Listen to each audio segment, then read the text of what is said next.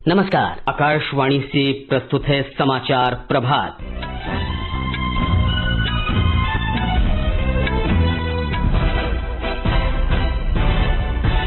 प्रधानमंत्री नरेंद्र मोदी ने कहा, भारत और यूरोपीय संघ साझेदारी की आर्थिक पुनर्निर्माण और मानव केंद्रित वैश्वीकरण में महत्वपूर्ण भूमिका।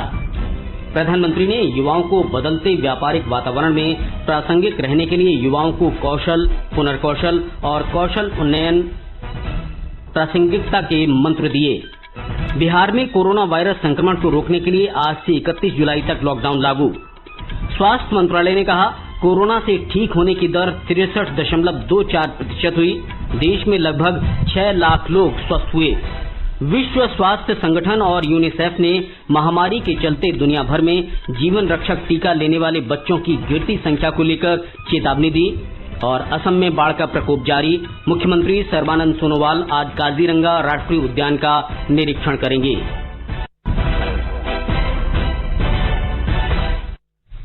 समाचार प्रभात के इस अंक के साथ मैं मुकेश कुमार और मेरे साथ मेरे सहयोगी नवीन सक्सेना। प्रधानमंत्री नरेंद्र मोदी ने कहा है कि सरकार भारत और यूरोपीय संघ के बीच संबंधों को मजबूत बनाने के लिए प्रतिबद्ध है। भारत यूरोपीय संघ की कल 15वीं शिखर बैठक को वीडियो कॉन्फ्रेंस के जरिए संबोधित करते हुए श्री मोदी ने कहा कि भारत यूरोपीय संघ साझेदारी की आर्थिक पुनर्निर्माण और मानवता केंद्रित वैश्वीकरण में महत्वपूर्ण भूमिका होगी। प्रधानमंत्री ने कहा कि हमारी भागीदारी विश्व में शांति और स्थिरता के लिए उपयोगी है। भारत और ईयू नेचुरल पार्टनर है। हमारी पार्टनरशिप विश्व में शांति और स्थिरता के लिए भी उपयोगी है। यह वास्तविकता आज की वैश्विक स्थिति में और भी स्पष्ट हो गई है। हम दोनों ही democracy, pluralism, inclusivity, respect for international institutions, multilateralism, freedom, transparency जैसी यूनिवर्सल वैल्यूज शेयर करते हैं। प्रधानमंत्री ने कहा कि ऐसा एजेंडा तैयार किया जाना चाहिए जिसे निर्धारित समय सीमा में लागू किया जा सके। उन्होंने कहा कि नागरिकों के स्वास्थ्य और समृद्धि को आज चुनौती का सामना करना पड़ रहा है। प्रधानमंत्री ने यूरोप को भारत में नवीकरणीय ऊर्जा का उपयोग बढ़ाने के प्रयासों में निवेश और प्रौद्योगिकी के लिए आमंत्रित किया।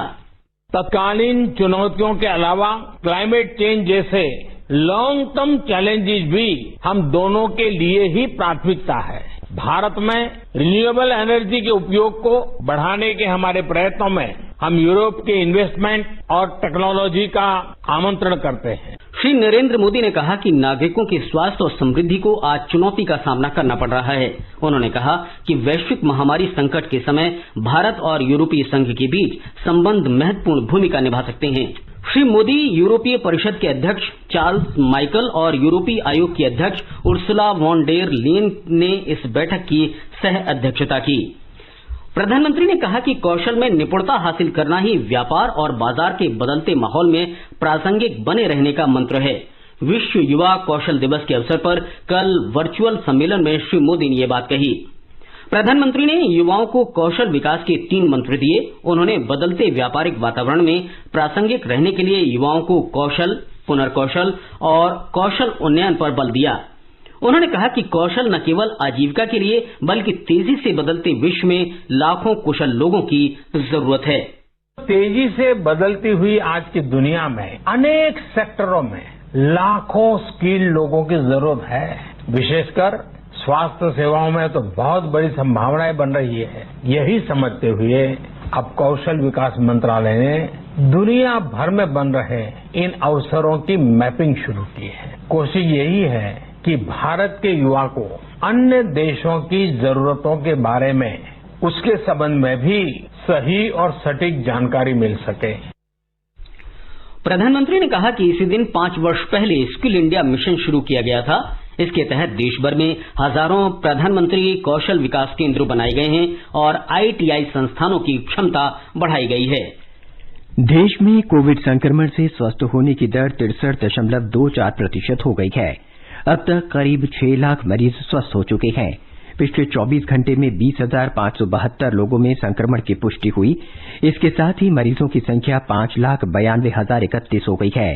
स्वास्थ्य और परिवार कल्याण मंत्रालय के अधिकारी ने बताया कि तेजी से जांच, समय पर निदान और होम क्वारंटीन तथा अस्पतालों में मरीजों के प्रभावी इलाज के कारण स्वस्थ होने की दर बढ़ी है। इस समय 3,19,840 मरीजों का इलाज चल रहा है। स्वस्थ लोगों और मरीजों की संख्या के बीच अंतर लगातार बढ़ रहा है और अब ये 2,72,191 है। अधिकारी ने बताया कि कोविड मरीजों के उपचार के लिए भारत में चिकित्सा संबंधी बुनियादी ढांचे में 1,378 समर्पित कोविड अस्पताल, 3,077 समर्पित कोविड स्वास्थ्य केंद्र और 10,351 कोविड केयर सेंटर हैं। दिल्ली में कल कोरोना संक्रमण के 1,647 मरीज सामने आने के साथ ही कुल मरीजों की संख्या 1,16,993 हो गई है। पिछले 24 घंटे के दौरान दिल्ली में कोरोना से 41 लोगों की मौत हुई है, जबकि 2,463 लोग ठीक भी हुए हैं। 17,807 रोगियों का इलाज चल रहा है। अब तक 95,699 रोगियों को उपचार के बाद अस्पतालों से छुट्टी दी जा चुकी है। बिहार में कोरोना वायरस संक्रमण रोकने के लिए आज से समूचे राज्य में 16 दिन की पूर्णबंदी लागू हो गई है। लॉकडाउन 31 जुलाई तक जारी रहेगा। हमारे संवाददाता ने बताया है कि राज्य में पिछले 3 सप्ताह में कोविड-19 संक्रमण के मामलों में अत्यधिक वृद्धि देखते हुए लॉकडाउन का निर्णय लिया गया। लॉकडाउन के दौरान आवश्यक सेवाओं से जुड़े संस्थानों को छोड़कर केंद्र और राज्य सरकार के सभी कार्यालय बंद रहेंगे। सभी शैक्षणिक संस्थानों को भी बंद करने का निर्देश दिया गया है। इसके अलावा सभी धार्मिक स्थल भी बंद रहेंगे। बाजार और मॉल नहीं खुलेंगे। सिर्फ राशन, दूध, सब्जी और फल के साथ मीट की दुकानों को खोलने की अनुमति दी गई है। राज्य में कहीं भी बसों का परिचालन नहीं होगा। निजी गाड़ियों का इस्तेमाल वही लोग कर सकते हैं जो आवश्यक सेवाओं से जुड़े हैं। रेल और हवाई सेवा को लॉकडाउन से छूट रहेगी। निर्माण और कृषि संबंधी गतिविधियों को अनुमति दी गई है और इससे संबंधित दुकानें खुली रहेंगी। इस बीच राज्य में पॉजिटिव मामलों की संख्या बढ़कर 20,173 हो गई है, जबकि 13,533 मरीजों को उपचार के बाद अस्पताल से छुट्टी दे दी गई। आकाशवाणी समाचार के लिए पटना से कृष्ण कुमार लाल। उत्तर प्रदेश में मुख्यमंत्री योगी आदित्यनाथ ने लखनऊ, कानपुर, अमरोहा और झांसी पर विशेष ध्यान देने को कहा है। इन शहरों में कोरोना मरीजों की संख्या लगातार बढ़ रही है। अपर मुख्य सचिव रजनीश दुबे ने बताया कि प्रदेश में अब तक 12 लाख लोगों के नमूनों की जांच की जा चुकी है। इनमें से 6 लाख लोगों के नमूनों की जांच में जहां 4 महीने का वक्त लगा, वहीं अगले 6 लाख नमूनों की जांच पिछले 20 दिनों में ही की गई है, जो कि अपने आप में एक रिकॉर्ड है। उन्होंने कहा कि पिछले हफ्ते राज्य सरकार ने विश्व स्वास्थ्य संगठन WHO द्वारा निर्धारित मानक से भी ज्यादा नमूनों की जांच की है। प्रदेश में मरीजों के कोरोना पॉजिटिव पाए जाने की दर अभी भी 4% से कम है। इस समय प्रदेश में 14,628 कोरोना संक्रमित सक्रिय मरीज हैं, वहीं 25,000 से ज्यादा मरीज पूरी तरह से ठीक होकर घर लौट चुके हैं। राज्य के 17 मंडलों में शुरू किया गया स्वास्थ्य परीक्षण का अभियान कल खत्म हो गया और इस दौरान स्वास्थ्य टीमों द्वारा 18 करोड़ से अधिक लोगों का स्वास्थ्य परीक्षण किया गया। सुशील चंद्र तिवारी, आकाशवाणी समाचार, लखनऊ। पंजाब में कल 288 लोगों में कोरोना संक्रमण की पुष्टि हुई। 204 मरीजों को स्वस्थ होने के बाद अस्पतालों से छुट्टी दे दी गई। कल 8 मरीजों की मौत हो गई।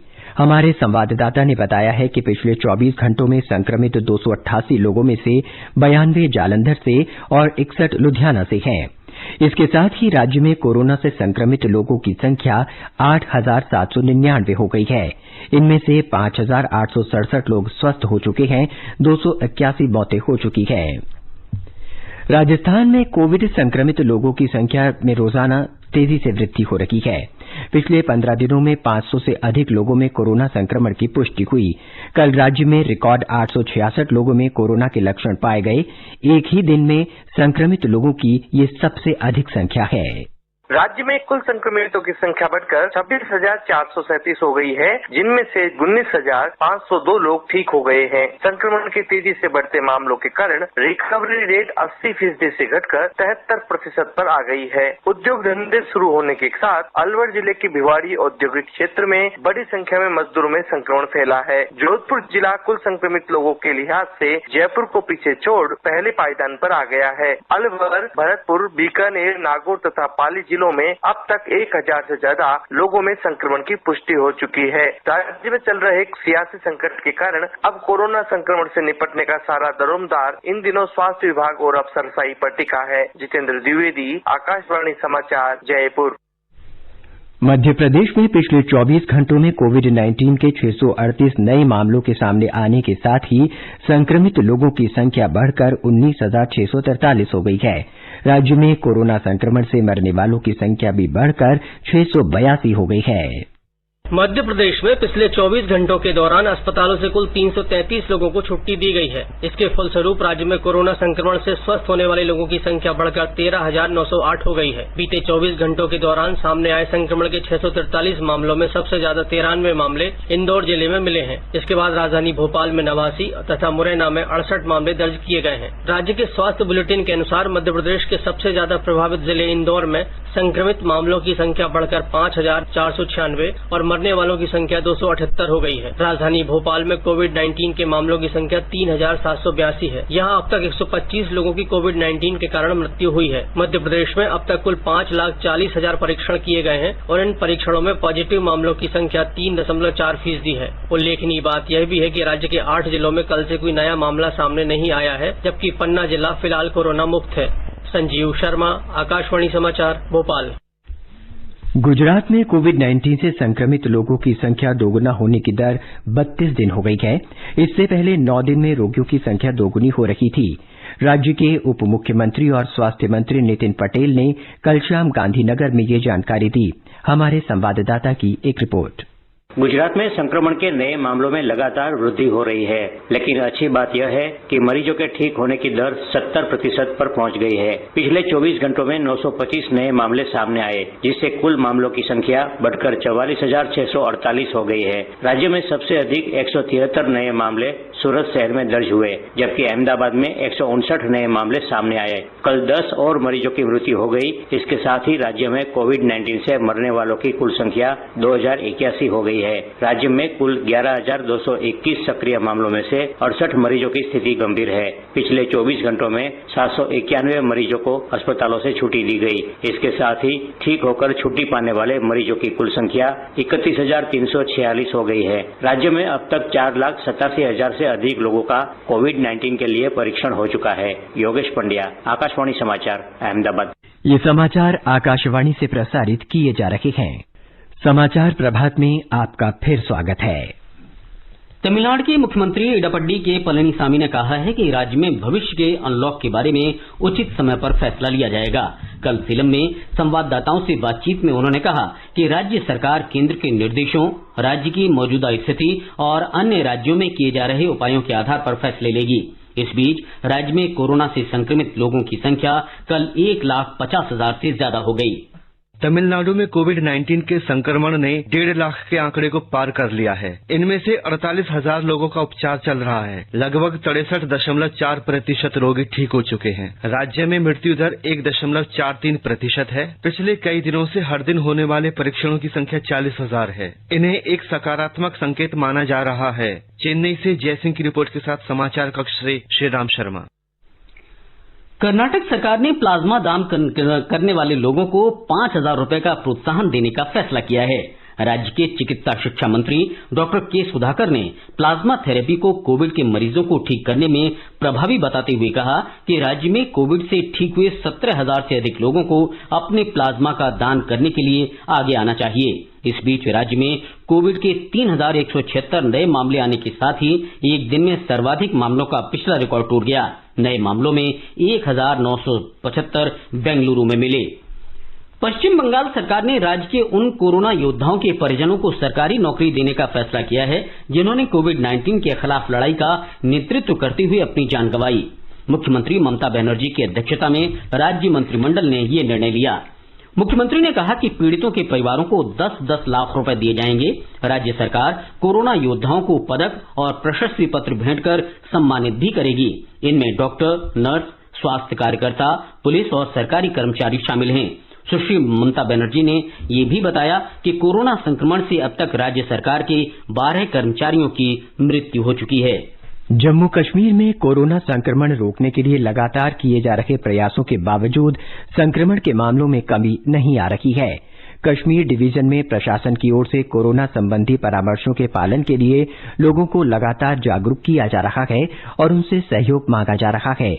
ब्यौरा हमारे श्रीनगर संवाददाता से। कल जम्मू कश्मीर में अभी तक के सबसे अधिक 493 नए पॉजिटिव मामले सामने आए हैं, जिससे प्रदेश में कोरोना मामलों की कुल संख्या 11,666 तक बढ़ गई है। नए 493 मामलों में से अधिकतम 436 कश्मीर संभाग से दर्ज किए गए हैं, जिसमें केवल श्रीनगर से ही 153 पॉजिटिव मामले सामने आए हैं। 11 मौतें भी कश्मीर घाटी के भिन्न भिन्न क्षेत्रों से दर्ज की गई है। विशेष रूप से कश्मीर में अधिकतम वृद्धि को ध्यान में रखते हुए उप राज्यपाल के सलाहकार बसीर अहमद खान ने लोगों से आग्रह किया है कि वे दिए गए दिशा निर्देशों का कड़ाई से पालन करें, ताकि कोरोना के संक्रमण के फैलने वाले खतरे को दूर किया जा सके। आकाशवाणी समाचार के लिए श्रीनगर से मैं सुनील कोल।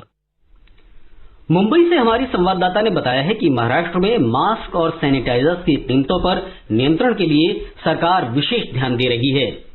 कोरोना वायरस के प्रसार के कारण मास्क और सैनिटाइजर का उपयोग बढ़ गया है। इसके चलते आम आदमी को राहत दिलाने के उद्देश्य से महाराष्ट्र सरकार ने मास्क एवं सैनिटाइजर्स की कीमतें तय करने के लिए एक समिति बनाने का फैसला किया है। महाराष्ट्र सरकार आवश्यक वस्तु और अधिनियम के दायरे में मास्क और सैनिटाइजर को लाने के लिए केंद्र से सिफारिश करेगा। इसके अलावा महाराष्ट्र सरकार आगामी बकरी ईद त्योहार के लिए बकरियों की बिक्री और खरीदी के लिए एक ऑनलाइन व्यवस्था स्थापित करेगा। राज्य के मंत्री असलम शेख ने इसकी जानकारी दी है और कहा कि कोरोना वायरस कंटेनमेंट जोन में किसी भी त्योहार को मनाने की अनुमति नहीं दी जाएगी। निवेदिता, आकाशवाणी समाचार, मुंबई। महाराष्ट्र सरकार ने बंबई उच्च न्यायालय को बताया कि राज्य में कोरोना के बढ़ते मामलों के कारण पेशेवर और गैर पेशेवर दोनों पाठ्यक्रमों के लिए अंतिम वर्ष की डिग्री परीक्षाएं रद्द करने का निर्णय लिया गया है। राज्य के उच्च शिक्षा विभाग के निदेशक ने शपथ पत्र दाखिल कर कहा कि कोरोना वायरस के अत्यधिक संक्रामक और जानलेवा होने को देखते हुए ही परीक्षाएं रद्द की गई हैं और इसको करने का सरकार को अधिकार है। शपथ पत्र में कहा गया कि अंतिम परीक्षा भी किसी भी पाठ्यक्रम के लिए ली जाने वाली कई परीक्षाओं में से ही एक परीक्षा होती है। मानव संसाधन विकास मंत्री रमेश पोखरियाल निशंक और राज्य मंत्री संजय धोत्रे ने कल सर्वाधिक किफायती कोविड जांच किट जारी की है। इसे आईआईटी दिल्ली ने डिजाइन किया है। आईआईटी दिल्ली ने आरटी-पीसीआर आधारित कोविड-19 टेस्ट किट के लिए जिन कंपनियों को लाइसेंस दिया है, उनमें कोरोसियोर भी है। भारतीय औषध महानियंत्रक ने पूरी तरह से स्वदेश में विकसित पहली न्यूमोकोकल पॉलीसैकेराइड कंजुगेट वैक्सीन को मंजूरी दे दी है। ये वैक्सीन शिशुओं में स्ट्रेप्टोकोकस निमोनिया के कारण और निमोनिया के उपचार के लिए उपयोग की जाती है। ये वैक्सीन मांसपेशियों में इंजेक्शन के जरिए दी जाती है। निमोनिया के उपचार के लिए स्वदेश में विकसित ये पहली वैक्सीन है। इससे पहले ऐसी वैक्सीन देश में लाइसेंस के जरिए आयात की जाती थी, क्योंकि इससे बनाने वाली सभी कंपनियां भारत से बाहर की हैं। स्वास्थ्य मंत्रालय के बयान में कहा गया है कि ये वैक्सीन पुणे के भारतीय सीरम संस्थान ने विकसित की है। इस संस्थान को वैक्सीन के पहले, दूसरे और तीसरे चरण के परीक्षण की अनुमति दी गई थी, जो अब संपन्न हो गए हैं। सरकार ने कहा है कि हैंड सैनिटाइजर पर वस्तु और सेवा कर की दर कम करने से निर्माताओं और उपभोक्ताओं को कोई लाभ नहीं होगा। एल्कोहल आधारित हैंड सैनिटाइजर पर जीएसटी की दर बढ़ाने के फैसले पर सरकार ने स्पष्ट किया कि सैनिटाइजर भी साबुन, बैक्टीरिया रोधी तरल पदार्थ की तरह विसंक्रमित करने वाली सामग्री है, जिन पर जीएसटी की दर 18% है। हैंड सैनिटाइजर के निर्माण के लिए इस्तेमाल किए जाने वाले रसायनों, पैकेजिंग सामग्री और निवेश सेवाओं पर भी 18% की दर से जीएसटी लगता है। सैनिटाइजर और अन्य मिलती जुलती वस्तुओं पर जीएसटी कम करने से शुल्क ढांचे में प्रतिकूल प्रभाव पड़ेगा, जिससे घरेलू निर्माताओं को हैंड सैनिटाइजर आयात करने वालों की तुलना में नुकसान होगा। जीएसटी की दर कम रखने से केवल आयातकों को लाभ होगा, जो सरकार की आत्मनिर्भर भारत नीति के विपरीत होगा। आकाशवाणी से विशेषज्ञों की सलाह श्रृंखला में कोविड-19 के बारे में वरिष्ठ चिकित्सकों की राय प्रसारित की जाती है। आकाशवाणी समाचार से बातचीत में अखिल भारतीय आयुर्विज्ञान संस्थान एम्स के हृदय रोग विभाग के डॉक्टर अंबुज राय ने कहा कि बुजुर्गों और हाइपरटेंशन तथा कैंसर जैसे रोगों से ग्रस्त लोगों को संक्रमण से बचाव के लिए विशेष सावधानी बरतने की जरूरत है। in the larger population, it has given them time to understand the seriousness of the disease, the precautions they need to take, how to live with this. They have practiced social distancing. The people who already have heart disease, people who have had brain strokes, people who have lung disease, people who have some kind of cancer, they're much more prone to a more severe form of the disease if they get the disease. Delhi में लोकनायक जयप्रकाश नारायण अस्पताल के doctor Naresh Gupta ने लोगों को साफ सफाई और एक दूसरे से उचित दूरी बनाए रखने की सलाह दी। खांसने के समय ऐसा खांसना छींकना चाहिए कि दूसरे के ऊपर नहीं जाए। टिश्यू पेपर रखे, रुमाल रखे, कोहनी रखे, बचाव करे। एक इसमें और चीज आती है, वो आती है डिस्टेंसिंग का। जब वो खांसता छींकता है तो 1 से 2 मीटर तक वो जा सकती है। अगर आप पहले 1-2 मीटर का फासला बना के रखेंगे तो उसका आपके तक पहुंचने का अंदेशा बहुत कम हो जाता है। जो कॉन्टेक्ट ट्रांसमिशन की बात आई फॉर्माइड से, उसके लिए हम कहते हैं कि आप हाथ साफ करें। हाथ अगर आप धोते रहेंगे तो उसमें जो वायरस है वो साबुन पानी के द्वारा निकलता रहेगा। और उसके साथ साथ अगर जरूरत समझे या पानी नहीं हो तो आप सैनिटाइजर का इस्तेमाल भी कर सकते हैं। आगे बढ़ने से पहले एक नजर फिर से मुख्य समाचारों पर। प्रधानमंत्री नरेंद्र मोदी ने कहा, भारत और यूरोपीय संघ साझेदारी की आर्थिक पुनर्निर्माण और मानव केंद्रित वैश्वीकरण में महत्वपूर्ण भूमिका। प्रधानमंत्री ने युवाओं को बदलते व्यापारिक वातावरण में प्रासंगिक रहने के लिए युवाओं को कौशल, पुनर्कौशल और कौशल उन्नयन के मंत्र दिए। बिहार में कोरोना वायरस संक्रमण को रोकने के लिए आज से 31 जुलाई तक लॉकडाउन। स्वास्थ्य मंत्रालय ने कहा, कोरोना से ठीक होने की दर 63.24% हुई। देश में लगभग 6 लाख लोग स्वस्थ हुए। विश्व स्वास्थ्य संगठन और यूनिसेफ ने महामारी के चलते दुनिया भर में जीवन रक्षक टीका लेने वाले बच्चों की गिरती संख्या को लेकर चेतावनी दी। और असम में बाढ़ का प्रकोप जारी। मुख्यमंत्री सर्बानंद सोनोवाल आज काजीरंगा राष्ट्रीय उद्यान का निरीक्षण करेंगे। विश्व स्वास्थ्य संगठन और यूनिसेफ ने विश्व में जीवन रक्षक टीके लेने वाले बच्चों की गिरती संख्या को लेकर चेतावनी दी है। कोविड-19 महामारी के कारण टीकों की डिलीवरी और टीकाकरण सेवाएं जारी रखने में बाधा के कारण ऐसा हुआ है।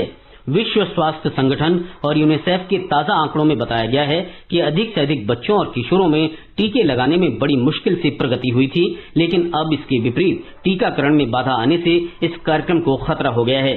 टीके से संबंधित विश्व स्वास्थ्य संगठन और यूनिसेफ के 2019 के ताजा अनुमानों से पता चलता है कि मनुष्यों में पेपिलोमा वायरस वैक्सीन को 106 देशों तक पहुंचाने और अधिक से अधिक बीमारियों के खिलाफ बच्चों को संरक्षण प्रदान करने जैसे सुधारों को खतरा हो गया है। संयुक्त अरब अमारात में पिछले कुछ दिन से कोरोना वायरस के संक्रमण की संख्या में कमी आई है। यूएई के स्वास्थ्य मंत्रालय ने कोविड के 275 नए मरीजों का पता चलने और 393 लोगों के स्वस्थ होने की सूचना दी है। इसके साथ यूएई में कोरोना के मामलों की संख्या 55,848 हो गई है। अमेरिका के विदेश मंत्री माइक पोम्पियो ने कहा है कि अमेरिका हुवेई जैसी चीन की तकनीकी कंपनियों के कुछ कर्मचारियों पर प्रतिबंध लगाएगा जो वैश्विक स्तर पर मानवाधिकारों के उल्लंघन और दुर्व्यवहारों को सहयोग प्रदान करती हैं। इससे दोनों देशों के संबंधों में तनाव बढ़ेगा। पिछले सप्ताह चीन में सत्तारूढ़ कम्युनिस्ट पार्टी के क्षेत्रीय शीर्ष अधिकारी सहित चीन के 3 वरिष्ठ अधिकारियों पर प्रतिबंध और वीजा प्रतिबंध लगाए गए थे।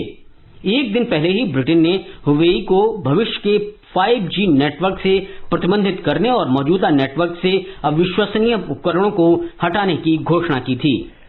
असम में 3000 से अधिक गांव बाढ़ में डूबे हैं। ब्रह्मपुत्र नदी 5 स्थानों पर खतरे के निशान से ऊपर बह रही है। बाढ़ से 26 जिलों में 36 लाख से अधिक लोग प्रभावित हुए हैं।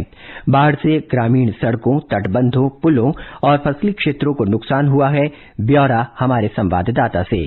असम में अधिकांश राष्ट्रीय उद्यान और वन्यजीव स्थल जलमग्न हैं। काजीरंगा राष्ट्रीय उद्यान के 90% हिस्से भी बाढ़ की चपेट में हैं। वनकर्मियों के लिए ये समय अधिक चुनौतीपूर्ण है क्योंकि उन्हें वन्य जीवों को डूबने से भी बचाना है और तस्करी से भी बचाना है। बीते रात मुख्यमंत्री सर्बानंद सोनोवाल ने काजीरंगा राष्ट्रीय उद्यान प्राधिकरण के साथ समीक्षा बैठक की। आज मुख्यमंत्री उद्यान का दौरा करके स्थिति का जायजा लेंगे। मानस प्रतिम शर्मा, आकाशवाणी समाचार, गुवाहाटी। और अब एक नजर आज के मौसम के पूर्वानुमान पर।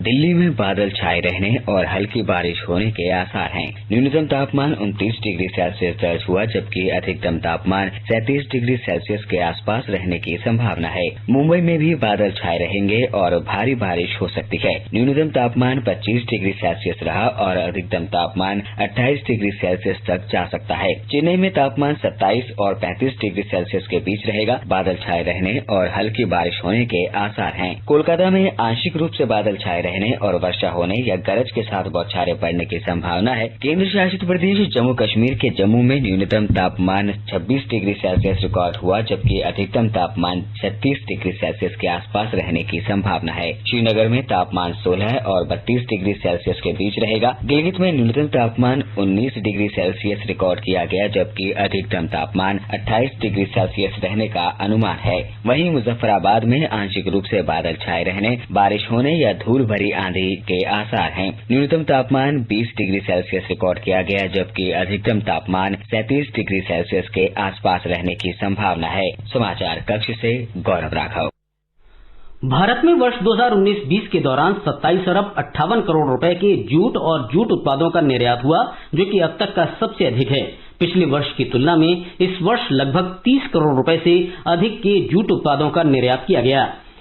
वर्ष 2019-20 के दौरान 9,88,000 मीट्रिक टन जूट और संबंधित उत्पादों का निर्यात हुआ, जबकि पिछले वर्ष 9,64,000 मीट्रिक टन जूट उत्पादों का निर्यात किया गया था। जूट चटाइयां और रस्सी के निर्यात मात्रा और मूल्य में काफी वृद्धि हुई। ये समाचार हमारी वेबसाइट newsonair.com/hindi पर भी उपलब्ध हैं। और नवीन, अब आप बताएं कि आज के समाचार पत्रों में क्या क्या सुर्खियां हैं। मुकेश, विश्व युवा कौशल दिवस पर प्रधानमंत्री का वक्तव्य सभी समाचार पत्रों में प्रमुखता से है। जनसत्ता की सुर्खी है, प्रधानमंत्री ने दिए कौशल विकास के 3 मंत्र। पत्र लिखता है, 15वें यूरोपीय संघ भारत शिखर सम्मेलन में प्रधानमंत्री का कार्रवाई केंद्रित एजेंडे पर जोर। नवभारत टाइम्स के अनुसार मैकेनिक की कहानी सुना, मोदी ने बताई स्किल की ताकत। दैनिक जागरण के अनुसार दुनिया की जरूरत के मुताबिक प्रशिक्षित होंगे भारतीय युवा। चीन के साथ सैन्य वार्ता में ड्रैगन को संदेश देते हुए अमर उजाला की सुर्खी है, चीन को एलएसी पर प्रोटोकॉल का पालन करना ही होगा।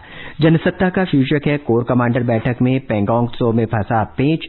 रक्षा मंत्रालय के सेना को विशेष अधिकार देने की खबर पर हिंदुस्तान की सुर्खी है, सेना को 300 करोड़ तक की खरीद का अधिकार।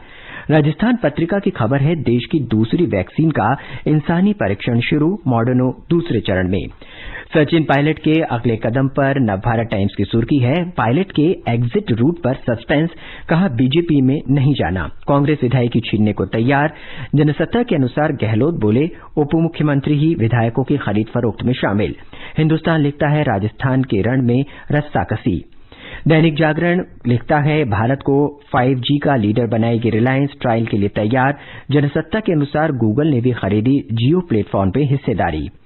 दैनिक भास्कर केंद्रीय माध्यमिक शिक्षा बोर्ड के 10वीं कक्षा का परिणाम घोषित करते हुए लिखता है, 91.46% बच्चे पास।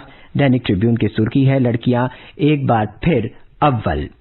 राजस्थान पत्रिका ने 6 घंटे पहले मिलेगी आकाशीय बिजली गिरने की सूचना की खबर पर लिखा है, इसरो उपग्रहों में लगाएगा लाइटनिंग डिटेक्टर, रुकेगी जानमाल की क्षति।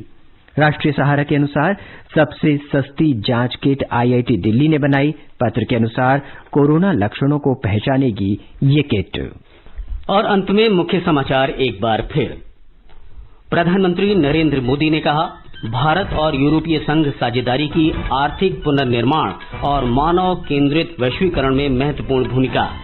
प्रधानमंत्री ने बदलते व्यापारिक वातावरण में प्रासंगिक रहने के लिए युवाओं को कौशल, पुनर्कौशल और कौशल उन्नयन के मंत्र दिए।